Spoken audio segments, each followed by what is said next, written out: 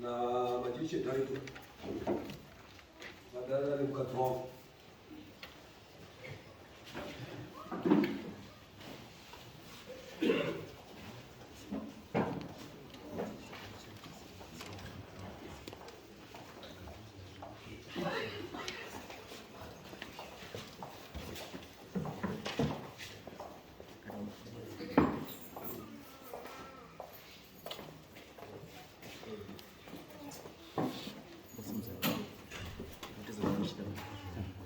Ndamira pamberi pedera mambo mutasa.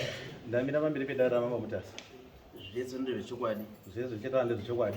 Ndikanyemba chabatwa nemhosva. Ndikanyemba ndichabatwa nemhosva. Mwari anomubatsira wangu. Mwari anomubatsira wangu. Zita ndinonzi Fidelis Mwanamuni kana kuti Mapungwana. Ndine mudzimai wangu anonzi Josephine Magara. Ndiri kumupawo mhosva yekudanana nemurume anonzi Darlington Manjiche ari papa. Ndakanga ndisina zvangu kuvaona vari pamwe chete, asi zvakaitika ndezvekuti ndinembo ndakanga ndatobvunza seshamwari yangu tata nemakore taimbozivana ndokubva taita sekuti taitirana mhosva nemukomana iye dzemari nemotikari, saka tatisingachatauri tese kwe almost 5 years. Saka murume wakazouya achitaura nenini kuinbox akatanga kunitsvaga kuFacebook achiti ndiri kutsvaga mukoma ndine nyaya yakakosha, asi ndiri kutiregerana pane zvatakatadzirana nenyaya dzemota dziadzi, asi ndine imwe nyaya yakakosha yandiri kutsvagirai. Saka ndakatoneseka ndikati munhu akunditsvagirei achiti ndinoda kupedza nyaya yedu yekumashure, mhosva yaro nyaya yaro kuti yakakosha ngei. Wakaramba achiinsista kuda kundiona kusvika ndazomupa nhamba dzangu dzekuWhatsApp nekuti ndinoshandira kuSouth Africa ndichiuya. Ndamupa nhamba dzekuWhatsApp akatanga kutaura neWhatsApp akati kana mauya kuno kundione ndine nyaya yakakosha, asi chendinokumbira kana muine nguva muye mundiona asi ndipewo nhamba dzamai guru. Ndikati nhamba dzamai guru unodzida dzese munhu anga ane nguva. Akaramba achinsista akati imimi nyaya ndoda kuzokuudzai munozouya asi chimbondipai nhamba dzamai guru. Ndakamupa zveshuwa haana pachakazotaura, akaramba achizongondibvunza kuti mazouya here, ko hamuna kuzouya here, zvindori mufoni mangu. Ndichiti ndichauya. Saka ndakazoti ndauya izvozvo izvi ndakatora foni yemudzimai wangu ndokubva ndavhura ndokubva ndaona muine mameseji aibva kune uya nyakatsapa uya aitaura namai guru vaive. Mameseji iwo akanga arimo anga akawanda zvichita kunge ari kupfimba mai guru aya. Vakanga ati ndipe nhamba dziya. Ndakandabva ndatora mameseji andobva ndamuforward ndikati ndozvaikumbirei foni yangu here kuti upfimbe mai guru. Iye akati aiwa mukoma ndonyaya ndayekutsvagirai ndine umbo hwendakaona. Saka ndakatanga ndaitanga ndiri kuapfimba ndapedza kubva ndazodzika mameseji acho kuzasi kusvika pendakati mukoma munhu wakanaka wane ndandiri kuti hamba hangu ndandokudzidzisai kuti mungadanana here nemunhu wakadai muchizviitirei. Ndobva akandibudisira mameseji aakasenderwa neshamwari yake iyo Darlington Manjiche achiti ndakarara nemudzimai waFiji unotengese paSpeed mutauni kairi kese muloji. Ndobva ndisendera screenshot rekuganza kwaita uyu ende nyaya iri pascreenshot apa ndiyo uri kutanga kuti uchamuziya here mukadzi waFiji uya kutarise zvemakore aya 2019 aya kuti uyu waimuziya uyu achimuziya. Uyu akati uya akati hongu akati ndakarara naye kairi kese. Uyu akati kurara naye chaiko here akati akati wakariwe nhengo here akati handina umbomuti andirye nhengo. Akati wakapuwe mari here akati handina. Ndiye uyu waisenda mameseji kuna bhururu wake. Saka bhururu wake akandochengeta meseji dzedzi. Apedza unondiudza kuti atodaro mai guru acho ndakazovasendera ndatanga ndichabvunza ndichinga ndiri kuvapfimba kuzasuku. Akatoadhirita mameseji iwo andofunga. Ndakatoasendera information yese iyi ndikati munozviitirei. Endai kumameseji chaiva yaWhatsApp muchaona kuti kune mameseji ndakatasana chiti mukoma munhu bhowani. Ini ndamifoni ndandinayo handinanga ndakazotarisa kumameseji. Ndobva ndakaenda ndikatoona kuti one mameseji ainzi mukoma munhu bhowani chinyi. Ndobva ndachikoma meseji akakusendi makazika zina handisina. Ndakachengeta mascreenshot yakulokuiti ndichiti WhatsApp inodini. Ndosaka ndaikutsvakai pese pendati muripi. And 3 days before kuzoone mameseji yake wangatondisira futi meseji timukoma munozonditsvaka ngei. Mwazviona. Saka uyu ndakazomubvunza ndakauya tikatoenda ndikanotora anyakatsapa acho pamba pawo. Ndikauya ndikamubvunza ndikataura nyaya yenyu. Anyakatsapa akati ndizvo zvakandisendera zvina ndakasenda muchengeta mulokuiti ndizvo zvirapa zvandakakusendera izvi. Ndikaenda kunotora Manjiche pamba pake. Ndikamubvunza Manjiche ndime here makanyore mameseji. Manjiche anoti hongu mameseji ndidakadini ndakanyora. Hino maererano nemukadzi wangu anoti mukadzi wenyu handina kurara naye. koma message makanyora chiri chirudzi chipi zvikazi handizi kuti chakangondipinda ndifunga unyora kuti maifidi akutengese paspeed uchaziya ri ayaya uyo akazoti apera ere kana ndakarara naye kairi kese hazi handizi kuti chakandibata ndinyore zvese izvozvo asi handizi kurara naye nepikicha yemudzimai wangu yekudzasi yakatorwa iri gumbo iri kwendo rendinoziva kuti iri gumbo ngere mukadzi wangu ari pamubhedha inini ndini murume wacho hapena kuti wakarionepi asi hazviziva nenhengo yemudzimai wangu yakazare urume hwekusangana kwaakaita uri kuti iye handichaiziva inini murume wacho uri kuti handizivi kuti zvakafamba sei ndakangonongawo magurupu saka ndonyaya ndauya pano mambo kuti mundibatsiriwo kundienzanisirawo kuti inotongwawo sei mazvira uyo nyakatsapa uri anyakatsapa uya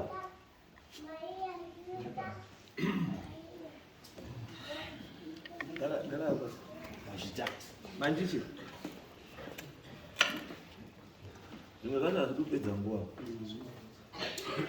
zvaunoziva unongotaura kuti izvi ndinoziva ichi handizivi nekuti pamwe pacho ukazopedza nguva yedarima mutongo unowedzera kana wabatwa nemhosva pamwe pacho kungotaura chokwadi kakakakakaka ndizvo handisina kutaura kuti utange kuda kutaura ngenyaya ndinongoti ungoriponde kune zvataurwa nemurume kuti murume ari kutaura kuti iwewe mameseji aripo akasendera umwe munhu uchitaura iwe kuti unodana nemukadzi wedu nemapikicha aripo zvese zvaunazvo une chaunoziva iri nezvenyaya pamameseji zvicho ndakasenderana naye mameseji ndakasenderana naye asi mapicha manjicha mameseji makasenderana ndaitotaura naye asi zvenhengo zvekupicha zvenhengo hazvina basa mameseji wakasenderana wabvuma kusendera mameseji uri kubvukirana nezvawakasenda kaumeseji uri kuzvibvuma saka mukadzi wemunhu wakadana naye wakanyenga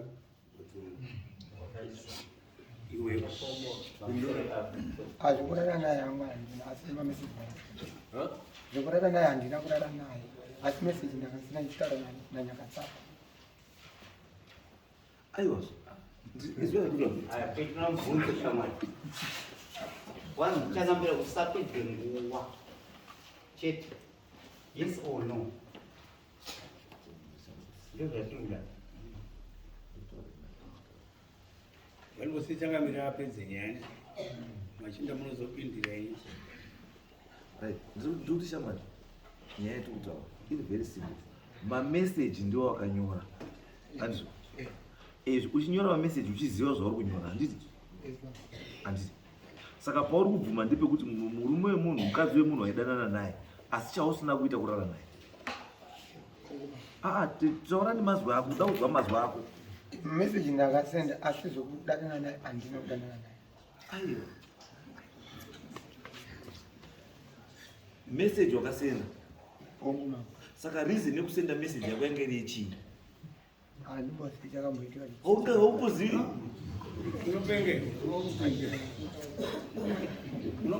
munhu akaita seweso kubva kutora foni kwokutonyora meseji kwokutoendesa andi womira pamberi apo utaura kuti handimuzivi chii chakandibata unoita zvemubobobo here ivi nyaka kana wemuboboboka hatombonyori kana meseji munhu wemubobobo anoyazwa zvauri zvandiri kuita zviri illegal handibvumidzi kurara nevanhu kana reka ndoita nevanhu asi hautomomona achipokutaurira achimbotaura kuti ndakarara naye kana kuti handina uyu ndakadai handina anenge akangonyarara asi achitongoziva ega kuti uyu ndakapedza uyu ndakapedza uyu ndakapedza uyu ndakapedza anozvizira asi iwewe kwana wakuita courage kunyora mutsamba dai wanga utonyorera mukadzi wacho zviri nani kutonyorera umwe munhu asinei chekuita nemukadzi iye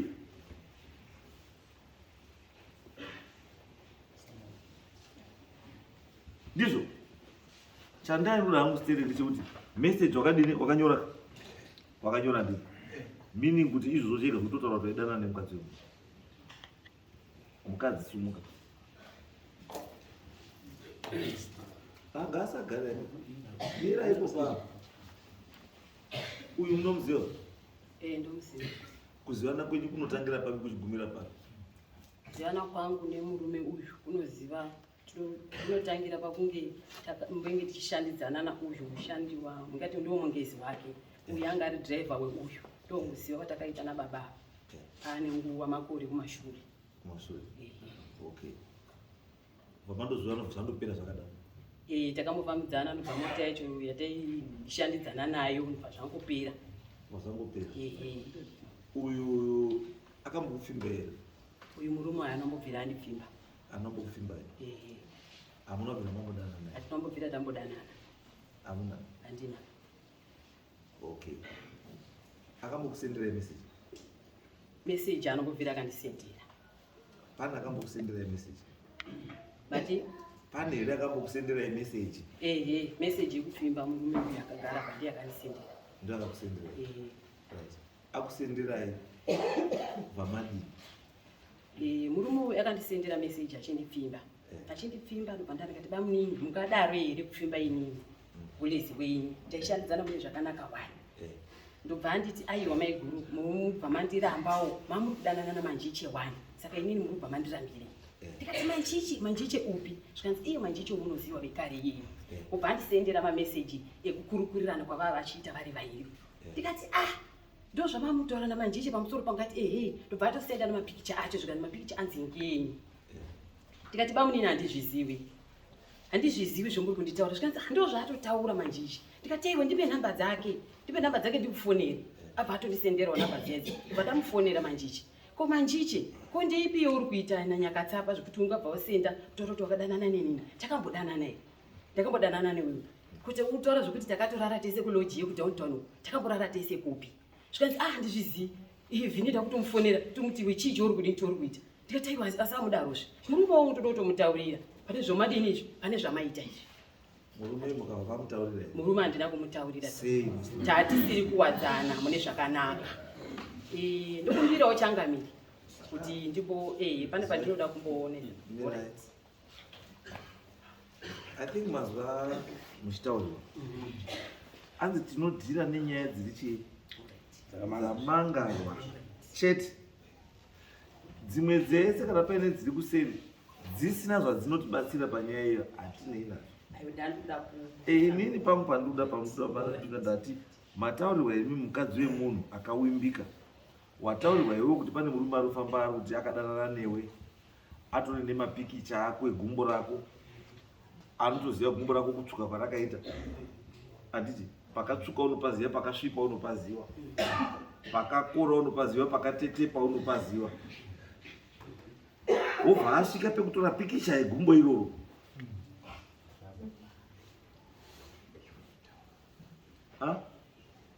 Wobva asvika kutora pikicha gumbo iroro.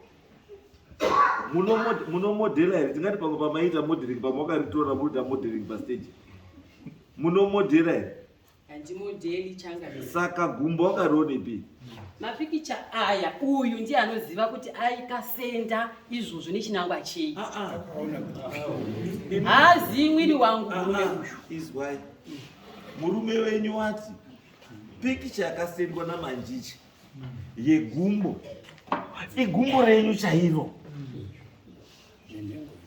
nenhengo iyo. Izwai munoda pada ndikubatsire. Ndati manjiche wakasenda gumbo renyu nenhengo yenyu kusendera kuna Nyakatsapa kuti heyo proof yekuti munhu ndakatata naye kudowntown lodge.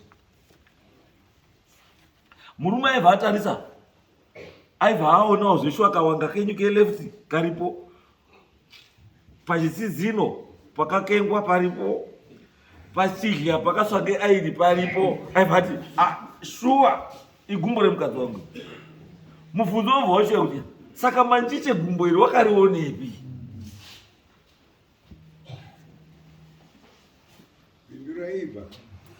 akasenda ndiye anotoziva kwawakawana mapikicha iwayo asi mapikicha aiwa ndosaka ndachimimika ndanoda imba totaura zvinyu makamurakidzwa here pikicha kuti aone gumbo rake ndiani imi makamurakidzwa here pikicha yegumbo renyu kuratidzani ndati makaratidzwawo here mapikicha akasendwa ndakamaratidzwa gumbo makanarira harisi rangu akatoti nependi rewaiti iri harisi pendi rako here waiti ndikati handitori na pendi rewaiti handizvizivi changamiri chinyarenya machise gumbo wakaroni pamusoro changamiri mapiki nematora muguru narane haasi ega naisindira nawo but izwa iwe kuti uzotore picha yemugroup uchiisendera munhu uchitaura kuti mukadzi wanhingi, what was your intention? Intention yako yanga iri kudii?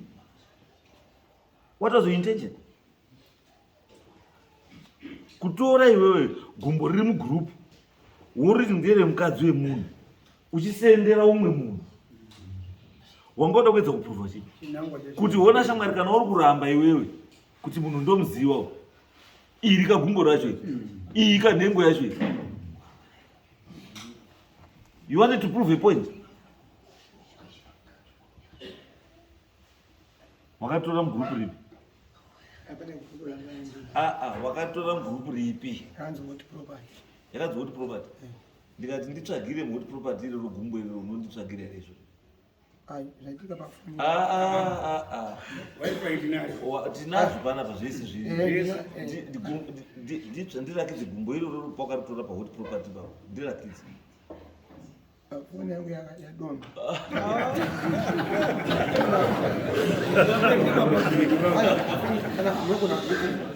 I'm sorry.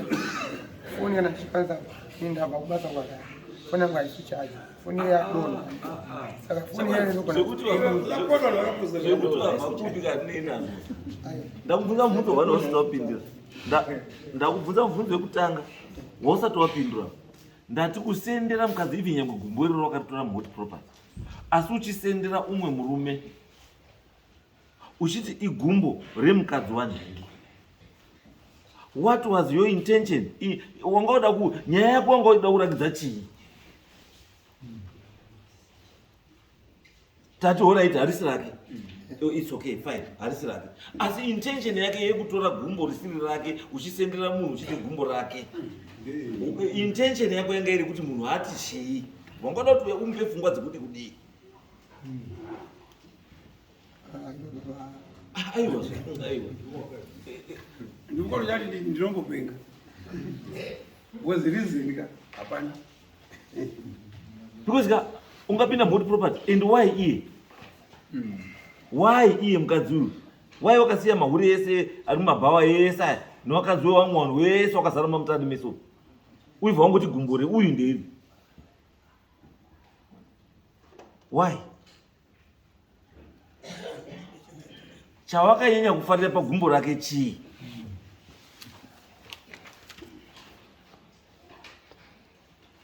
Bambo makupedzera nguva. Ndinororuchiwa. Vanokumbira ruregerero zvokuti tatipedzere nguva. Ndinororuchiwa. Ruchiwa? Wakaita ruchiwa? Saka waita ruchiwa zvaita ruchiwa vhodii? Munhu urapo. Waita ruchiwa. Wakaita ruchiwa uyu urapo? Wadi. Hapana zana. Kana kuvimba wacho wala kuvimba. Mukunze handina bongo. Saka ruchiwa rwachongirwi. Saka ruchiwa rwako rwari rwei? Zvawanga ruchiwa wakabudisa kapapicha. Vana kokumbira. Wanga ruchiwa gumbo nenhengo. Ndo zvinhu tu zvawanga ruchiwa izvi. Ndosa wakaswa zvipikisha zviri tu. Because ndo chaizvo zviri tu zvawakanyanya kuda izvezvo. Gumbo nei nenhengo. Saka izvo zvitori apa urikutogwagadzaka unotozviwetera kwakabira pasaidi. Takuisa ka pasaidi nayo.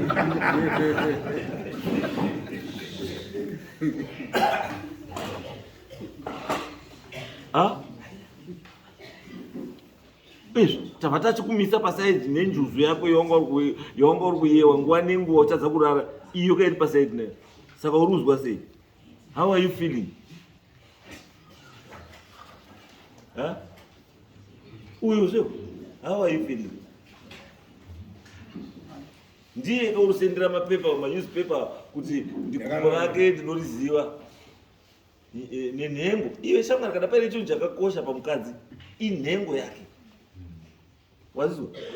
Haungasenderi mumwe murume nhengo yomumwe mukadzi uchiti unoiziva.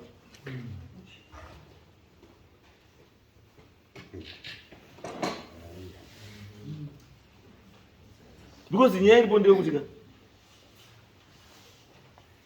pandakuita dambudziko namai imimi, dambudziko rangu neni ndeyekuti chinhu chiri so sensitive like kuti gumbo renyu ratumirwa mumwe murume asiri murume wenyu, nhengo yenyu yatumirwa mumwe murume asiri murume wenyu, handiti? Then you decide to keep quiet, kuichengeta muhana menyu. Asi waudzwa kuti ona gumbo rako iri, iwe urutongoti you are satisfied nekuti hanzi apend right and apend right by. Chakakosha chiipend right kana repingi kana reblack kana chinhu chakafukidzwa nependi. Chinhu chakafukidzwa nependi ndio chakakosha. Because chinhu chakatumirwa nemunhu achitumira uyo chine hukoshwa, ndo saka chichifukidzwa. Muruzwa mai? Saka imi moti murume we akuvhurai chinhu chakafukidzwa, wobva achivhura, wobva atumira mumwe murume kuti hona icho. Ukaona kutovhunzwa kuti uya kutovhunzwa kuti zvino wakahiwa nhengo here? Uyu akati chi ndandisati ndakumbira kuhiwa. Ona imi mozvitora kuti wanga kanyaya kasina chi kasina basa. Munhu autotaura kuti ndakatorova kekutanga ndikarova kechingadi kechipiri, kana wari ndiri kunyepera iro kagumbo racho chingindi chacho icho. Imo wamangoti I'm satisfied ndikuti ndamufonera. Ukaona muchoita courage yekuti munoita kumufonera, kumubvunzwa sei watumira bhurugwa rangu, kana sei watumira ndingi chingindi changu. Murume akakuroora hauna kumutaurira. And all this information wakuchitoiwana kubva kuchi kumurume, kushamwari yemurume kuti wona izvo kaizvo ari kutaura ndeuyu. Then wobva wabata munhu iye kuti kids gloves. Because inini dai mamusingazivi nyaya ikai, the first thing chamaita pamakatumirwa mamessage kwakumhanya wamapurisa. Because it's a criminal offense. It's a criminal offense. Kumhanya mapurisa wona yemunhu uri kunditumira izvi, watumira nhengi zvakati, uyu oripotaura zveshuwa zvinhu zvirapa izvi, akanditumira ndeuyu ende wabvumwa zveshuwa kuti ndini ndakatuma. Ati ndakatuma asi muri kuti handizvizivi. Asi mwa madzoka back into your cocoon kubva kuenda kurara, kutorara hope. Imi muri zva kuti bhurugwa renyu nechingindi chedu chiri kutendera nyika yese, chiri kutenderedzwa mafoni ese. Chingindi chenyu chapa what property?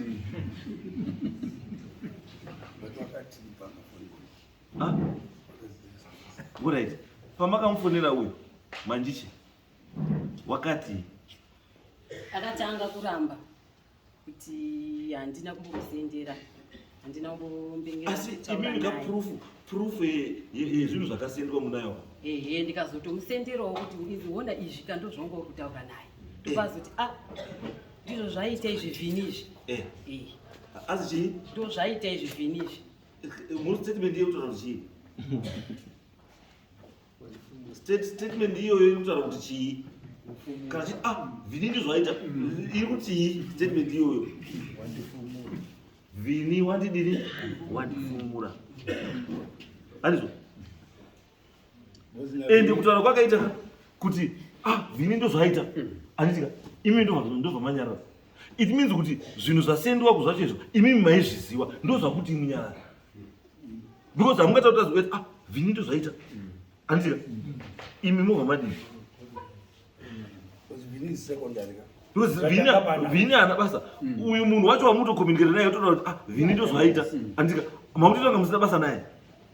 Munhu amane basa naye ndi Vini. Why man basa na Vini? It's because Vini afumura chi afumura gure. Because dai makati mimi to convince me dai makati mimi mata wali wanyai and there was no need kuti mimi mbomfonere. The first person wamaitanga kufonera kutaura nyaya iyi mainzwa murume wenyu. Then mobatana nemurume imimi nemurume muri 2 mochibatana nemurume morwisani Manjiche mochirwa kuti intention ya Manjiche yanga iri ichi. Mukazi imimi ndi mune nyaya but muri kumirira kuti murume ndiye achadini. Because aifana nga yakomangana nyaya kuti munondiya. Aifana unga amangara nyaya iyi ndiani.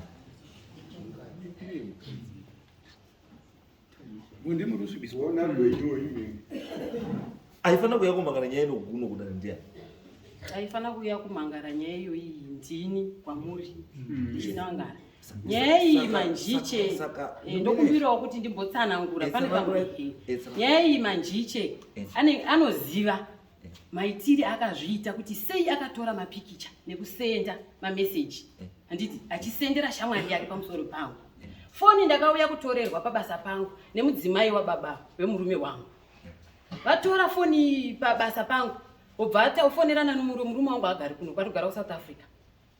Obva amudaidza kuti foni ndaanayo ndatora chiuya kutaura kuti nyaya iyi vanhu vakaironga vaigadzira pamusoro pemurume uyu nekuti handina zvendinoziva ini. Pane zvamataura. Mate akaikotora foni ndiani? Mudzimai wamurume wangu. Yanga ine mapikicha abuda. Anga asina. Kufoni kwangu hakuna chabuda kuno. Information yapira. Saka foni yenyu inei nechekuita nenyaya. Kutorwa kwefoni yenyu mimi. Kune chii? Saka alright. Ayo ndikuudza. Foni yenyu kutorwa kana kusatorwa inei nenyaya yaManjiche. Ndo zvendiri kutaura kuti mukadzi umwe ungauya kubvuta foni yangu ndataura murume kuti honai mameseji aya here. Ndati mameseji aya aManjiche mufoni menyu manga musina. Wakatodhibita iwo. Ayo anga asimwa ndisi. Mamusina. Mamusina ndisi. Fine. Kana mamusina saka dambudziko renyu nefoni yenyu nderei? Mama nemanutu amai apo mfoni. Ndizo mutaura ke.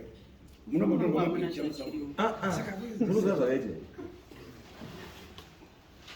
nyaya yabuda uko kuti ndo mafu asendwa nani naManjiche uko handiti uyu paakaudziwa uyu paakafonirwa neuyu kuti iwe ko waita sei wasendera mapikicha uyu handiti uyu wakabva adhilita communication yese yaita naManjiche. Even nhamba mufoni macho pendakaitora hamuna nhamba dzaManjiche mufoni memukadzi wangu. Asi dzaigara asi pendakazobata foni yauyu wakamboramba because takamujuma kusvika paari. Ndichizoona mambo ndakaona mani ndikamuti une nhamba dzemudzimai wangu here wakati handina. Ndobva ndati musa foni yako kuivhura ndobva ndadhaila nhamba dzemukadzi wangu dzirimo dzakatonzi maifeed semataurira yakaita kuti pameseji kuti maifeed. And when was the last time you Manjiche wakataura naMaifeed? Pandakakumbira nhamba anobva ndazombotaura naye. Wezi kumbiri. Zvinoita Taura reason chete. reason andakatadzira vanotengesa maserevhita. Saka inini ndaitora chi ndaitenga maserevhita. Iwewe mwiri wako kweserevhita ino. Ndaitengira wani. Ndaitengira wani. Mina hasi ndodya maserevhita. Wakatenga manga. Ndokutenga ndatenga 2. Saka 2 ndio wakabvotsvakira 2. Okay hakuna. Tema hakuna. Spa hakuna. Omurodi ari kurudi. Dara murodi neso wakashaya. Ko amaifeed etu anodaka bazi maserevhita. Kuti akutsvaga nefoni namba yekutsvagira maserevhita. Bambo musazodaro. Musaita urumwa wokuroisa kuita mapenzi. Mazwa bambo. Tati dzimwe kuwa munozopa vanhu mufungo waunenge wasina. Chandawo ndikutaurei muri true. hazvimbotori 10 minutes bai kuti tiritrive zvese zvamakadhiita mufoni menyu. Hazvimbotori 10 minutes. Titese mungakwanisa kufunga kuti kufoni kwenyu hakuna zviriko, asi zviripo as long as wakanyora message iripo. Kana wakatonyora, kana wakatofona, pese pawakafona record is there. Kana iri message yawakasenda, message inenge itoripo. Titese manjishi saka ndoshamwa nditaurire chokwadi ndisati ndawesta kupetrol yangu uza zvimonitori 10 minutes ndokumisai panze 10 minutes andiri kumhanya toita zvakuda kuita todzoka panapa tisapedzere nguva. Ari mamese zveshe vachangamiri ndakasenda asi ngoti ndodana nemukadzi yangu dana intention ndiyo yautadza kutsanangura kuti wakazviitira chii ipo pamanyaka panotonesa kuti tsanangura koimba yavanhu yakuputsika ke usati handina uri kuda family yanga yakazvigarira saka what was your intention?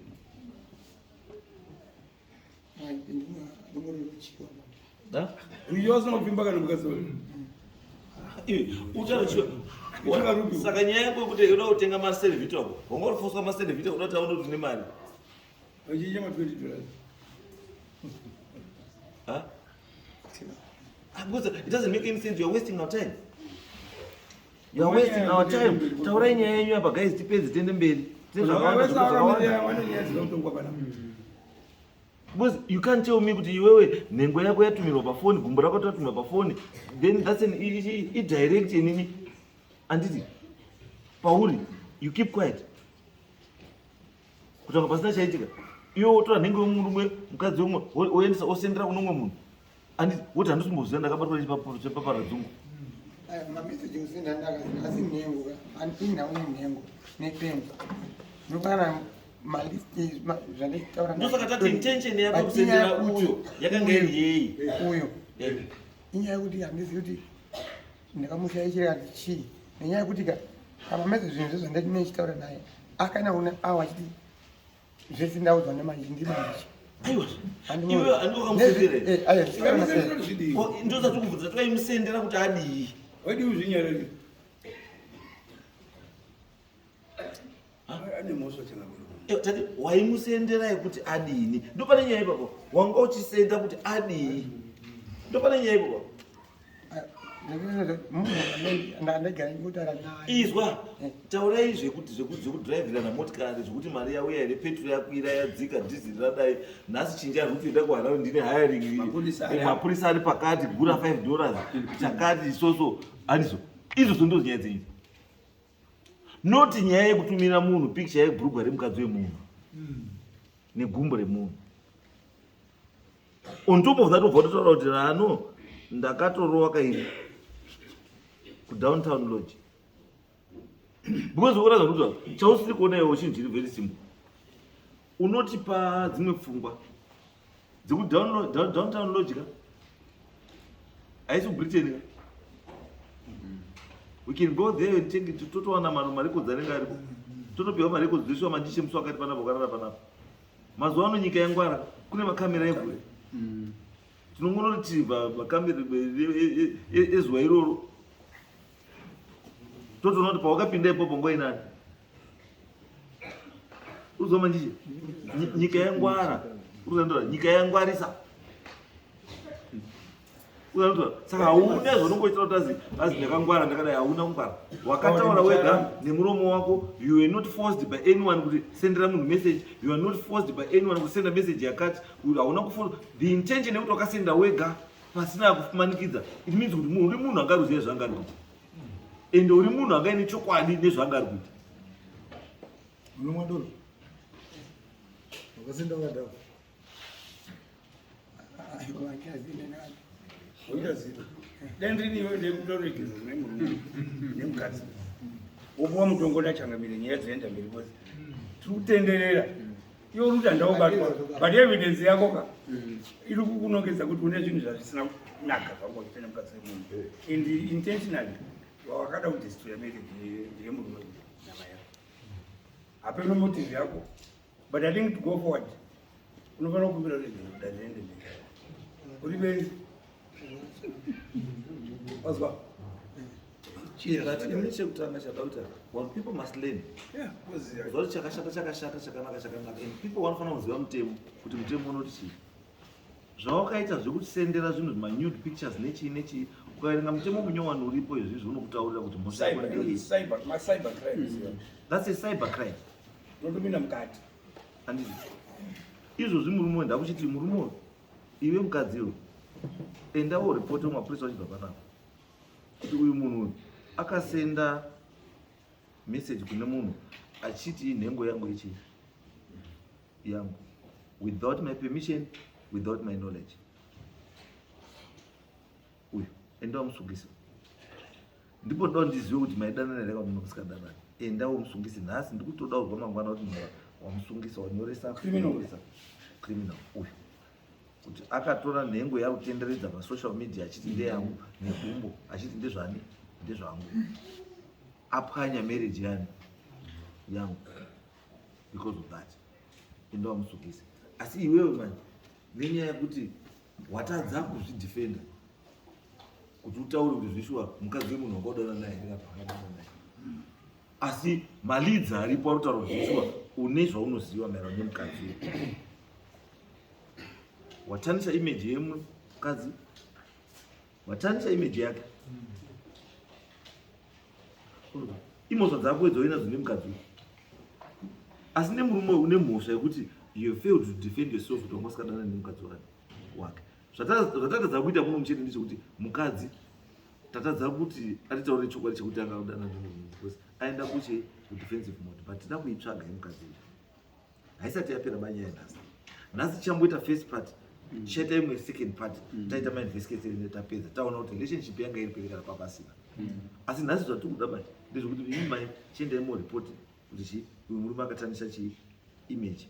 Handiti one privacy, iprivacy yakapinda pinda mburukwa pfura sketi pfura chizambia wopinda mburukwa wakwadza privacy yenyu. It's a cyber crime. Zvari kuti endai muno muripotere chinhu icho chadii chigadziriswa abadune yekuputsa imba kai then uku izvo katoita kuza pasina trust pakati pemukadzi nemurume nechi. And iwewe you failed to prove to us with the show ngosikadana because you said this in your own ways kuti mukadzi unoziva nezvake wakabvuma wega unomuchiwa ende unotomuchiwa kuita sezvo. Saka izvozvo hazviitwi because unouraya mombe ichi unouraya upenyu hwewani. mapurisa mukadzi aende because waramba akapinda kumbohanda kana aramba kuti asiri ake unoenda seko aiwa ngaashimanga rikukuratidza kuti haana chanoziva asi makumbo atandama aiwa ndipo mapurisa ndo achapudza makumbundi mangani achataura kuti makumbundi ayani ndeuyu achatora kuhot 90 kuhotspot kwataura kwati ndiko ndakamatora kwati foni yabva yadonha ari kuya kuno kuti kumapurisa uya aiwa waramba kuti makumbo anda uyo makumbo unoaziya ka isati kuti udari munomurisa makumbo muriziva makumbo uyo arapo kuti gumbo uyo ati gumbo ngere mukadzi wangu ngere mukadzi wangu saka mapiri chacho unaro igumbo iri saka tikuti iwewe mukadzi iwe chiendawo mangarire uyu kumapurisa because evidence iri apo kuti uyu ari kufambisa musocial media gumbo rauti nderani nderangu iyo risiri rani rangu. Uyu ndiye achazotaura ega kumapurisa manje kuti gumbo rigerani wakaritorei zvake zvoti foni yabewa zvokuti aziyadona ndakuya kukoti yebva saka nyaya yako nemurumbo watadza kuzvidefenda andi wafeila kuzvidefenda wagona iro zvidefenda mbuzo noti wagona iro noti ega kuti aiwa ndatadza watadza saka une chimwe chavo chabva chazoreka kuti manje uri benzi ndechekuti haungamiri pamberi pedo pakuchitaura kuti hazvishuwa mukadzi ndaimuchiwa ukazive munhu kubuda kutaura pamberi kuti ruchiwa ndaimuchiwa saka zvava zvaenda kunolinga kuti ruchiwa rwako rweo nemapicture zvakutipa imwe anza ruchiwa plus mapicture zviri kutipa imwe anza. Saka izvo zvezvoka kuti murume wayagadziganika tichimbopedza yako yecyber crime tichimboita nekuita mafurther investigations. Part 1 iri kupera nhasi. Part 1 ndeyekuti iwewe zvawakaita hazviiti hazvibvumirwi nemutemo, zviri dangerous. Uchabhadhara murume wemombe 5 nhasi date njani 19 July.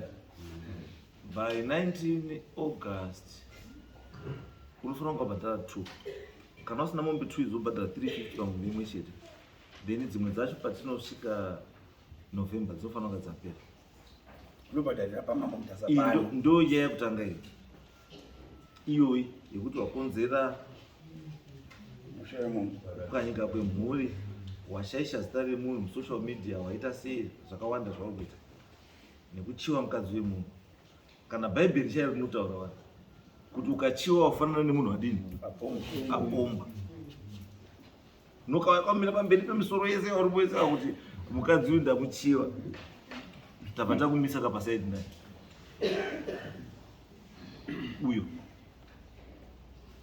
murume wacho ndeuyu.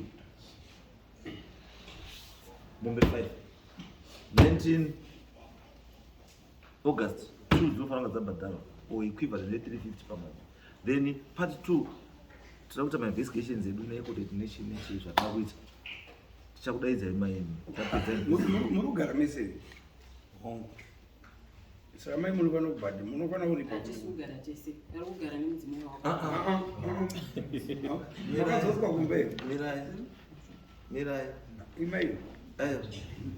iyo ngatisiyane nayo, because munhu akanaina wakadzi wake 5 ngewake.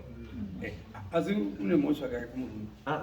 Uyu tati yake unayo, Ipamberi. asi tiri kuti part 2 patinoita mainvestigation Shambada. ndo patirikubata neyake, because right now hatina anything chatirikwanisa kumubata nacho chekuti tatora kuti akada, because uyu his word against her word. She is saying anobva ndamudana naye, inyaya dzake dzaari kuronga kwake handitozvizivi naye handisva. Saka tikati chazotsvaga tikati titsvage yedu mupati 2, Kumbata. kana takudzvanya tochikubatana neyako chii mhosva. Asi mupati 1 tambobata uyu, patopinda mupati 2 tapedza mainvestigations edu tichakudaidzai futi pano tozokutaura kuti pataiita mainvestigations paya tsvagurudzo tasangana neizvi neizvi neizvi. Mai hamuna chii mhosva, kana kuti mai mune chii mhosva. Kana apindawo ainewo mhosva yake, wobva wapindawo mugango sechii sewamo. Andrew, for now tokudaidzai part 2. Mai ndodawo nhamba dzenyu, pamasiya nhamba dzenyu dzefoni dzamuri kushandisa apo. Imi bamuma maisa kuti nhamba dzenyu dzamuri kushandisa chaidzo apo, endai musangana. Tokumbirwa achikumbirwa kuti foni yangu vanayo, saka isova Foni yani yangu inababa. mupe foni yani. Foni ndiri kuda kutovapa mambo chandanga ndakamirira kuvapa foni inhau yekuti panga pasati pajeka ndaida kuti nemameseji awo aitsiurwa nanyakatsapa ndizoya nawo ndakazvichegera. Izvo zvizvo handina kana danha rekuti foni yavo ndinoda kuidii. Ndinoda kutovapa. Wape foni yavo nyange wakadzidza zvina basa. Chio yachimutori mene mwana. Kana watoa wape foni yenyu. Asi chimemesa foni yenyu yamushandisa na foni namba yacho. Right.